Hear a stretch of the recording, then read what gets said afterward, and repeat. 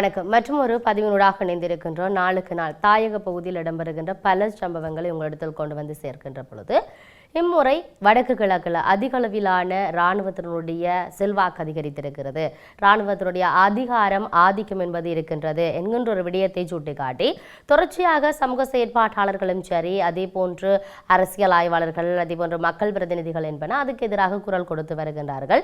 எல்லோருக்கும் தெரியும் உள்ளதில் இடம்பெற்ற அந்த சம்பவம் சார்ந்து இலங்கை இராணுவத்தை அதிகம் கொண்ட பகுதிகளாக வடக்கு மற்றும் கிழக்கு பகுதிகள் காணப்படுவதாக பலர் இப்பொழுது சுட்டிக்காட்டி கொண்டிருப்பதை பார்க்கக்கூடியதாக இருக்கிறது.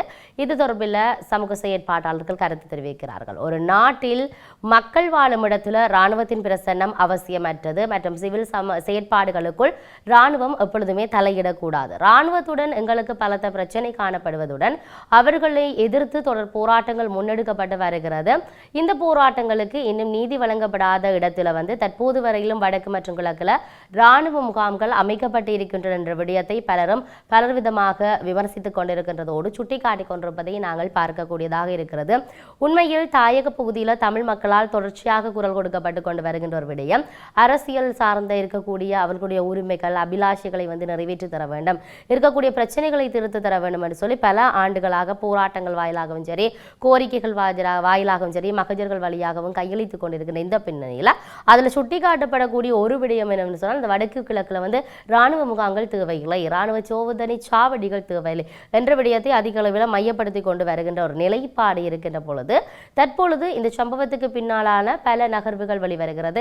பலரும் தற்பொழுது எதிர்ப்புகளை எல்லாம் எழுப்பி இருக்கிறார்கள் என்பதை நான் சொல்லுகின்ற பொழுது இன்னொரு விடயம் என்னவென்று சொன்னால் மன்னார் பகுதியில் இடம்பெறுகின்ற இந்த பதட்டமான ஒரு சூழ்நிலை, மன்னார் பகுதியில் ஒரு பதட்டமான சூழ்நிலை ஏற்பட்டிருக்கிறது. காரணம் இந்த காற்றாலையினுடைய பாகங்களை அவர்கள் எடுத்துச் செல்லுகின்ற பொழுது அங்கு இருக்கக்கூடிய மக்கள் எல்லாரும் ஒன்று கூடி அங்கு ஒரு பதட்டமான சூழ்நிலையும் போராட்டத்தையும் அவர்கள் அங்கு மேற்கொள்கின்ற நிலைப்பாடு காணப்படுகிறது. காவல்துறை மற்றும் விசேட அதிரடிப்படையினுடன் பாதுகாப்போடு தான் மன்னார்ல 2ஆம் கட்ட காற்றாலை மின் திட்டத்துக்கான காற்றாலை கோபுரங்களை அமைப்பதற்கான பாரிய பொருட்கள் ஏற்றி வரப்பட்டு கொண்டிருக்கின்ற நிலையில மக்களின் எதிர்ப்பால அங்கு ஒரு பதற்றமான சூழ்நிலையும் அச்ச நிலையும் தோற்றப்படுவதை நாங்கள் பார்க்கக்கூடியதாக இருக்கிறது. தற்போது குறித்த வாகனம் அதாவது மன்னார் நீதிமன்ற பிரதான வீதியில காவல்துறை பாதுகாப்போடு நிறுத்தி வைக்கப்பட்டிருப்பதாக சொல்லுகின்றார்கள்.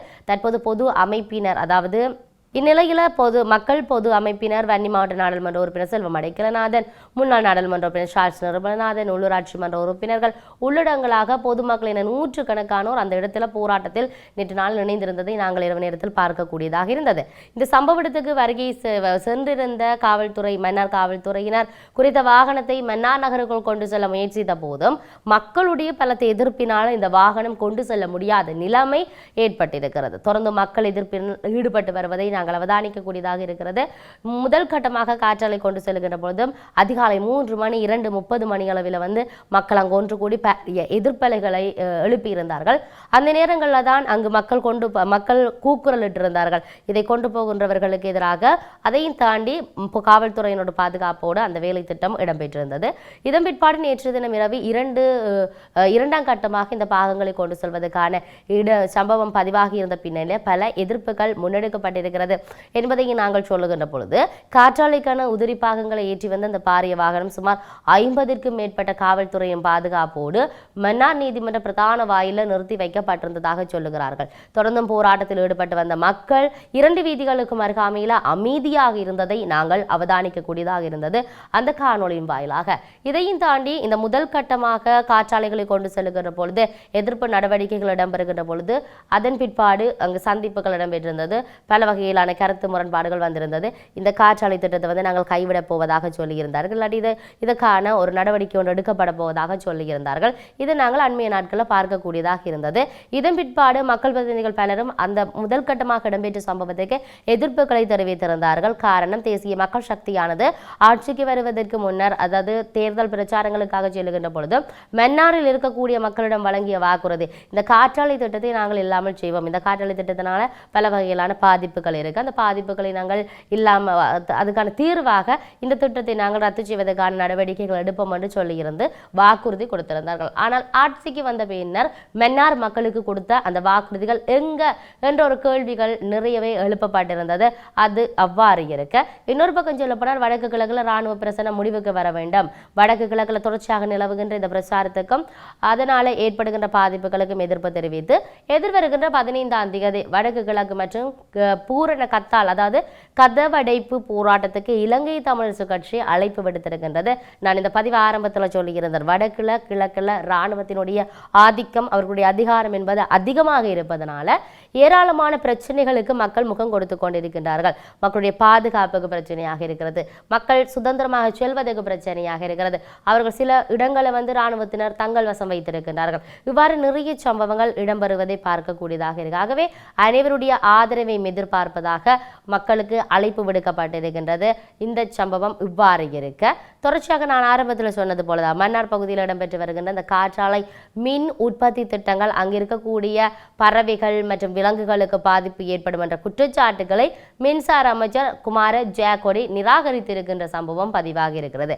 பொதுமக்களாக அதிகமாக சொல்லப்படுகின்ற விடயம், இந்த காற்றாலையினுடைய செயற்திட்டம் இங்கு ஆரம்பிக்கப்பட்டிருந்தால் பறவைகள், சின்ன சின்ன பறவைகள், விலங்குகள், மிருகங்கள், அதே போன்று இந்த கடலில் இருக்கக்கூடிய உயிரினங்கள் இனப்பெருக்கம், அந்த கடலில் நடைபெறுவதற்கு மீன்களுடைய இனப்பெருக்கம் இடம்பெறுவதற்கு இருக்கக்கூடிய பாதிப்புகள், இவ்வாறான மக்கள் பல பேர் தொழிலையே வாழ்வாதாரமாக, கடல் தொழிலை வாழ்வாதாரமாக கொண்டிருக்கிறார்கள். இந்த திட்டத்தினால இவ்வாறான பாதிப்புகள் ஏற்படும் என்று சொல்லி மக்கள் முன்வைக்கின்ற நிலையில இங்க மின்சார அமைச்சர் சொல்லியிருக்கிறார். இந்த சம்பவம் இப்படி இல்லை என்ற ஒரு நிராகரிப்பு வெளியாகி இருக்கிறது. அமைச்சர் ஜெயக்கொடி சமீபத்தில் மன்னார் முதல் புனேரியில் வடக்கு வரையிலான பகுதியை நேரில் பார்வையிட்டுள்ளதாக சொல்லப்படுகிறது. அந்த பயணத்தின் போது அங்கு பறவைகள் அல்லது விலங்குகளுக்கு ஆபத்து ஏற்படுவதற்கான எந்த சான்றுகளும் அடையாளமும் காணப்படவில்லை என்ற ஒரு விடயத்தை அவர் சொல்லியிருக்கின்றார். மன்னாரில் காற்றாலை அமைப்புகள் பறவைகளின் இடம்பெயர்ச்சியை பாதிக்கும், அதே போன்று இயற்கை சூழலை அளிக்கும் என்று சிலர் சொல்லுகிறார்கள். ஆனால் தான் பார்த்தபடி மன்னார் முதல் புனேரி வரை வடக்கு வரை முழுக்க வெறிச்சோடிய நிலம்தான் இருக்குது, மக்கள் பேசும் மாதிரி அங்கு பறவைகள் இருக்கவில்லை என்ற ஒரு விடயத்தை அங்கு அமைச்சர் பதிவு செய்திருப்பதை பார்க்கக்கூடியதாக இருக்கிறது. சில சமூக குழுக்கள் மன்னாரை சொர்க்கம் என கூறி காற்றலை அமைப்பால் அது அழிவடையும் என தவறான கருத்துக்களை பரப்புவதாகவும் அவர் குற்றச்சாட்டுகளை முன்வைத்திருக்கிறார். இவ்வாறான ஒரு பின்னணியில் மன்னார் காற்றாலை திட்டம் தற்போது இலங்கையில் புதுப்பிக்கத்தக்க ஆற்றல் உற்பத்தியை அதிகரிக்கும் முக்கியமான முயற்சியாக கருதப்படுகிறது. எனினும் சுற்றுச்சூழல் ஆர்வலர்கள் உட்பட மக்கள் இந்த திட்டம் பறவைகள் இடப்பெயர்ச்சி பாதைகளுக்கு பாதிப்பை ஏற்படுத்தும் என்று வாதித்து வருகின்றமே இங்கு குறிப்பிடத்தக்கது. ஆகவே இது சார்ந்து சிந்திக்க வேண்டிய தேவை இருக்கிறது. ஏனென்றால் இது சார்ந்து மன்னாரில் அமைக்கப்பட்டு வருகின்ற இந்த காற்றாலை தொடர்பில் ஜனாதிபதியினுடனான சந்திப்பு எதிர்வருகின்ற 13ஆம் தேதி இடம்பெற இருப்பதாக வன்னி மாவட்ட நாடாளுமன்ற உறுப்பினர் ஜெகதீஸ்வரன் தெரிவித்திருக்கிறார். மன்னாரில் அமைக்கப்பட்டு வருகின்ற இந்த காற்றாலை மற்றும் இல்மனைட் அகழ்வுக்கு எதிராக மக்கள் போராட்டங்கள் தொடர்ச்சியாக இடம்பெற்று வருகிறது. ஜனாதிபதியுடனான சந்திப்புல இந்த விடயங்கள் சார்ந்து பேசுவதற்காக இருப்பதாகவும் ஜனாதிபதியுடனான சந்திப்பு இடம்பெற வேண்டும் என்ற கோரிக்கையும் பல தரப்பினராலும் விடுக்கப்பட்டு இருந்தது. இதன் பிரகாரம் தான் 13ஆம் தேதி வன்னி மாவட்ட நாடாளுமன்ற உறுப்பினர் மற்றும் வன்னி மாவட்ட பொது அமைப்புகளுடன் ஜனாதிபதி சந்திப்பு ஒன்றை ஜனாதிபதி செயலகத்தில் ஏற்பாடு செய்துள்ளனர் என்று வன்னி மாவட்ட நாடாளுமன்ற உறுப்பினர் ஜெகதீஸ்வரன் இந்த கருத்தை முன்வைத்திருக்கின்றார்.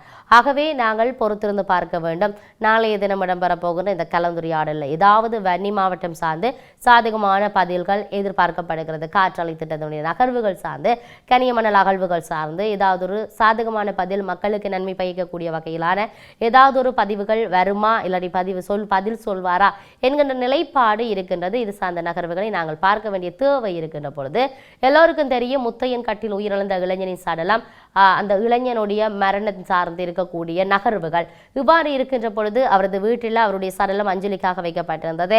பொதுமக்கள், அரசியல் பிரமுகர்களின பலரும் அவர் அதிகளவிலானவர்கள் அங்கு அஞ்சலி நிகழ்வுக்காக சென்றிருந்தார்கள். வீட்டில் அதிகளவிலான காவல்துறையினர் கடமையில் ஈடுபடுத்தப்பட்டிருந்தமையும் இங்கே நாம் சொல்லக்கூடிய ஒரு விடயமாக இருக்கிறது. முல்லைத்தீவு மாவட்டத்தின் ஒட்டி சுட்டான் காவல்துறை பிரிவுக்கு உட்பட்ட முத்தையன்கட்டு பகுதியில் இளைஞர் மீது இராணுவத்தினர் தாக்குதல் மேற்கொண்டதில் ஒருவர் காயமடைந்து ஒருவர் உயிரிழந்த நிலையில் உயிரிழந்த இளைஞரது உடல் மருத்துவ பரிசோதனையின் பின்னர் உறவினர்களிடம் ஒப்படைக்கப்பட்டிருந்த நிலையில் கடந்த 10ஆம் தேதி இரவு 11 மணியளவில் அவரது இல்லத்துக்கு எடுத்து கொண்டு வரப்பட்டிருந்தது. உடலம் அவரது இல்லத்தில் மக்கள் அஞ்சலிக்காக வைக்கப்பட்டிருந்ததை நாங்கள் பார்க்கக்கூடியதாக இருக்கிறது.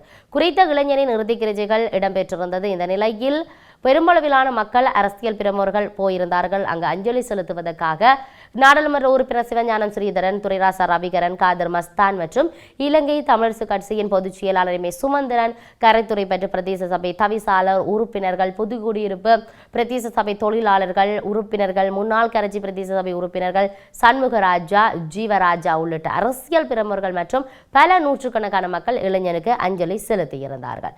இதேவேளை விசேட காவல்துறை பாதுகாப்புடன் அந்த இறுதிக்கிரைகள் இடம்பெற்றிருந்ததையும் நாங்கள் பார்க்கக்கூடியதாக இருந்தது. முல்லைத்தீவு மாவட்டத்தின் ஒட்டி சுட்டான் காவல்துறை பிரிவுக்கு உட்பட்ட முத்தையன்கட்டு பகுதியில் இளைஞர் மீது ராணுவத்தினர் தாக்குதல் மேற்கொண்டதில் ஒருவர் படுகாயமடைந்து முல்லைத்தீவு மாவட்ட வைத்தியசாலையில் அனுமதிக்கப்பட்ட நிலையில் மற்ற ஒருவர் காணாமல் போயிருந்தார். இந்த நிலையில் காணாமல் போனவர் 8ஆம் தேதி அன்று முத்தையன் குளத்தில் இருந்து சடலமாக மீட்கப்பட்டிருந்தார். இதுவரை அதாவது ராணுவத்தினர் கொலை செய்து குளத்தில் போடப்பட்டதாக உறவினர்கள் இதுவரையும் குற்றம் சாட்டிக் கொண்டிருக்கின்ற இந்த பின்னணியில் குறித்த இளைஞரை ராணுவ முகாமுக்குள் அழைத்து குறித்த இளைஞர்கள் மீது தாக்குதல் நடத்திய குற்றச்சாட்டுகளின் அடிப்படையில் 3 ராணுவ வீரர்கள் மீது ஒட்டி சுட்டான் காவல்துறையினர் கைது செய்திருக்கிறார்கள். முல்லைத்தீவு நீதவான் நீதிமன்றத்தில் முன்னிலைப்படுத்திய போது இவர்களை 19ஆம் தேதி வரை விளக்கமறியலில் வைக்குமாறு நீதிபதி உத்தரவிட்டிருக்கிறார். முல்லைத்தீவு மாவட்டத்தின் ஒட்டு சுட்டான் காவல்துறை பிரிவுக்குட்பட்ட முத்தையன் கட்டு பகுதியில் இலங்கை ராணுவத்தினர் ராணுவ முகாமை விட்டு ராணுவத்தினர் தற்போது வெளியேறி வருவதை நாங்கள் பார்க்கக்கூடியதாக இருக்கிறது. அங்கே இருக்கிற ராணுவ முகாமை விட்டு இந்த நிலையில் குறித்த ராணுவ முகாமில் பயன்படுத்தப்பட்டு வந்த சில பொருட்களை ராணுவத்தினர் முகாமை சுற்றியுள்ள ஜீவநகர் கிராம இளைஞர்களுக்கு வழங்கி அதை அவர்கள் விற்றுவிட்டு ராணுவத்துக்கு போதைப் பொருட்களை வாங்கி வந்து வழங்குகின்ற செயற்பாடு அண்மைய சில நாட்களாக தொடர்ச்சியாக இடம்பெறுவதாக சொல்லப்பட்டிருக்கின்றது. குறித்த கிராமத்தில் வாழுகின்ற இளைஞர்களின் தொழில் வாய்ப்புகள் அற்ற நிலையில் இவ்வாறான இராணுவத்தினரால் விற்கப்படுகின்ற பொருட்களை வெற்று வெளியில கொண்டு சென்று விற்றுவிட்டு அவர்களுக்கு தேவையான போதைப் பொருட்கள் வழங்கி வந்திருப்பதை இப்பொழுது சொல்லி அந்த கதை சார்ந்தான நகர்வுகள் ஏராளமாக வருகின்ற பின்னணியில் கடந்த 7ஆம் தேதி அன்று மாலை 7 மணி அளவில் உயிரிழந்த இளைஞனின் தொலைபேசிக்கு அழைப்படுத்த இராணுவத்தினர் அன்றிரவு தமது முகாமுக்கு வருமாறு சில பொருட்களை தமக்கு வழங்குவதாகவும் தொலைபேசி மூலம் தெரிவித்திருக்கிறார்கள். இந்த அடிப்படையில் தான் உயிரிழந்த இளைஞன் உட்பட 5 இளைஞர்கள் அங்கு சென்ற போது இளைஞனிடம் இரும்பு கட்டில்கள், தகரங்கள் உட்பட சில பொருட்களை குறித்த இளைஞர்களுக்கு வழங்கியிருக்கிறார்கள். அவ்வாறு பொருட்களை பெற்றுக் கொண்டிருந்த போது முகாமில் இருந்த பல இராணுவத்தினர் சேர்ந்து பொருட்களை பெறச் சென்ற இளைஞர்களுக்கு தடிகள், கம்பிகளால் துரத்தி தாக்கியிருக்கிறார்கள். இதன்போது குளத்தில் குதித்து 3 தப்பி சென்றிருக்கின்றனர். மற்ற 2வரில் ஒருவர் இராணுவத்தினரின் தாக்குதலுக்கு உள்ளாகிய நிலையில் அங்கு சென்ற பொது மக்களால் இராணுவத்தினுடன் முரண்பட்டு அவர் காயங்களுடன் மீட்கப்பட்ட நிலையில் முல்லைத்தீவு மாவட்ட வைத்தியசாலையில் அனுமதிக்கப்பட்டு அவர் சிகிச்சை பெற்று வீடு திரும்பியிருக்கிறார். மற்றொருவர் காணாமல் போயிருந்த நிலையில் உறவுகள் அவரை இராணுவத்தினர் கொலை செய்து விட்டதாக தெரிவித்திருந்தனர். இவ்வாறான பின்னணியில் மற்ற இளைஞர் இராணுவத்தினரால் கொலை செய்யப்பட்டு குளத்தில் போடப்பட்டிருக்கலாம் என்ற சிலர் சந்தேகம் வெளியிட்டிருந்த நிலையில் 8ஆம் தேதி முழுவதும் மக்கள் குளத்தில் தேடுதல் நடவடிக்கையை மேற்கொண்டிருந்தார்கள். இந்த குளத்தில் எந்த தடயமும் காணப்படவில்லை என்று சொல்லப்பட்டிருந்தது. இந்த பின்னணியில் 9ஆம் தேதி காலை முத்தையன்கட்டு குளத்தில் குறித்த காணாமல் போன குடும்பஸ்தரின் உடலமும் காணப்படுவதாக தெரிவிக்கப்பட்டிருந்த நிலையில் சம்பவ இடத்துக்கு சென்றிருந்த முல்லைத்தீவு மாவட்ட நீதிபதி தர்மலிங்கம் பிரதீபன் உடலத்தை பார்வையிட்டு மருத்துவ பரிசோதனைகளுக்காக உடலத்தை ஒப்படைத்து இருக்குமாறு உத்தரவிட்டிருந்தமையை நாங்கள் இங்கு சொல்லக்கூடியதாக இருக்கிறது. ஆகவே இவ்வாறு தொடர்ச்சியாக பல சம்பவங்கள் தாயக பகுதியில் இடம்பெற்றுக் கொண்டிருக்கிறது. ஒரு பக்கம் இராணுவத்தினுடைய ஆதிக்கமும் அதிகாரமும் அதிகமாக இருக்கின்ற காரணத்தினால்தான் இவ்வாறான செயற்பாடுகள் இடம்பெறுகிறது. பாதுகாப்புக்காக வருகின்றவர்கள் மக்களுடைய உயிர்களை எடுக்கின்ற ஒரு நிலைப்பாடு இருக்கின்ற பொழுது இன்னொரு விடயம் என்னவென்று சொன்னால் மக்களுக்கு முன்னுதாரணமாக சேவைகளை செய்ய வேண்டியவர்கள் அங்கு இருக்கக்கூடிய இளைஞர்களை திசை திருப்புகின்ற அவர்களுடைய வழியை அவர்களுடைய ஆளுமைகளை அற்றுச் செல்லக்கூடிய பல பழக்க வழக்கங்களை உண்டு பண்ணுகின்ற ஒரு நிலைப்பாட்டும் இங்கு காணப்படுகிறது. அவை இவற்றுக்கெல்லாம் என்ன தீர்வு என்கின்ற மிகப்பெரிய கேள்வி இருக்கிறது.